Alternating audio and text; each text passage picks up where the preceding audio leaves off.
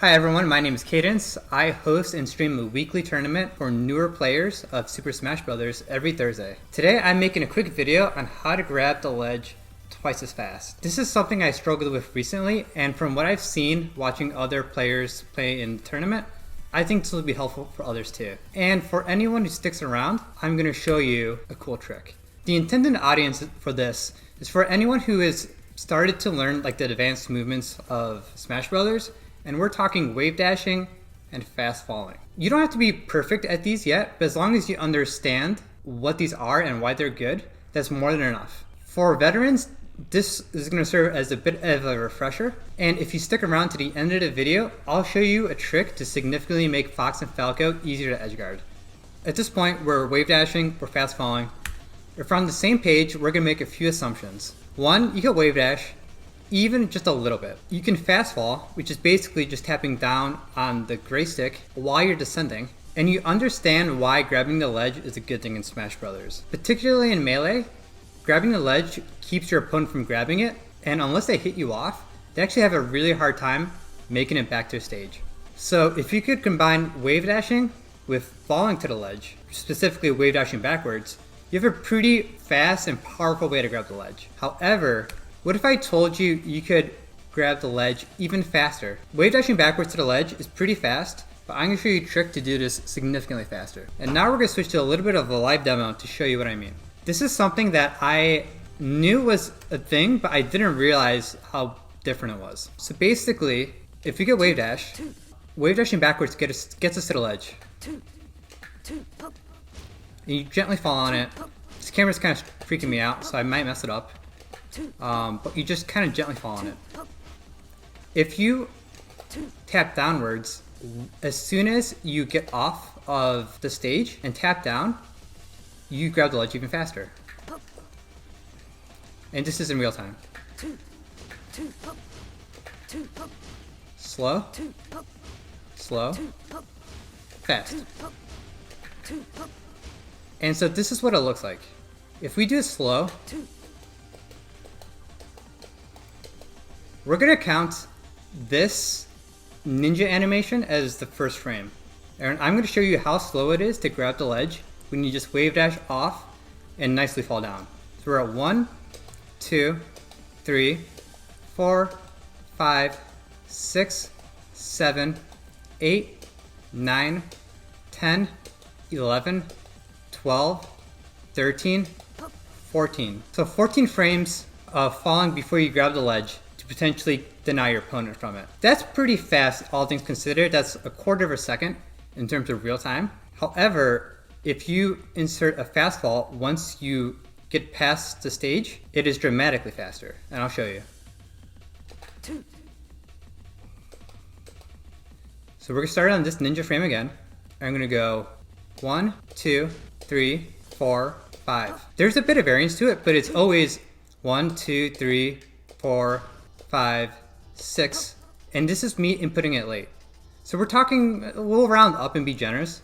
We'll say about 6 frames to do it when you do a fast fall versus the 12 when you do it if you just casually fall backwards. So despite wave dashing to the ledge by default being kind of fast, you could actually dramatically speed it up. I know some veterans watching this are probably rolling their eyes, but if you're newer or anything like me, I'm thinking, Cadence, this is such a minor optimization for something that's already kind of hard and already pretty efficient. And it's something that I can just do once I am better at the game or when, we'll leave it to the pros. So it's faster, but isn't this thing gonna get me killed? This is actually not that risky. It has a generous window and has a huge difference in edge hogging. And I'll tell you why. So if you're afraid of dying off the stage by trying to fast fall off of it, here's how to ease your concerns. There are really 3 potential outcomes here. There's 1, you tap on your control stick down too early. In this case, nothing happens, and what was going to happen already is what happens. So no harm, no foul. If you tap down too late when you wave dash off, you can actually be pretty late on this, and your character will even snap the ledge below the stage.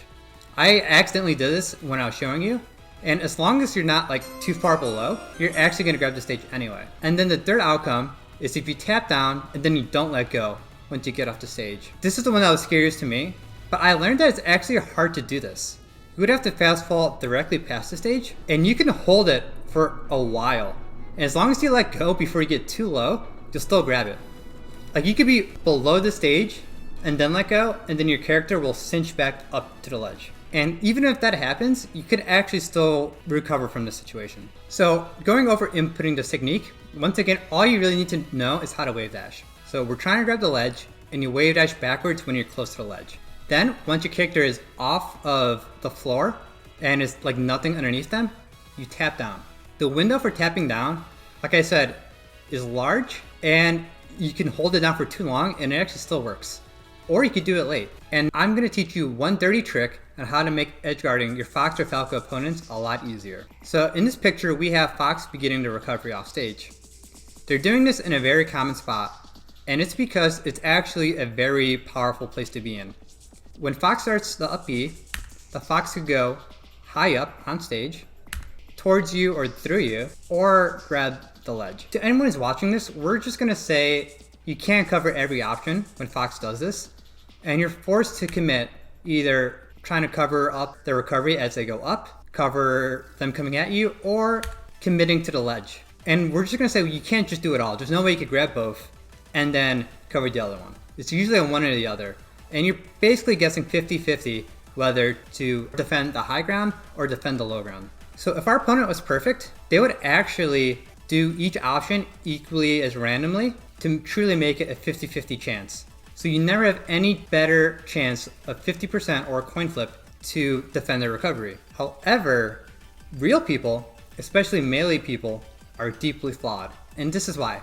If they're at a higher percent, let's say over 100%, I'm gonna tell you to just grab the ledge. In this case, Marth is defending. So Marth has a couple of options, but the idea is at this percent, you want to defend the ledge.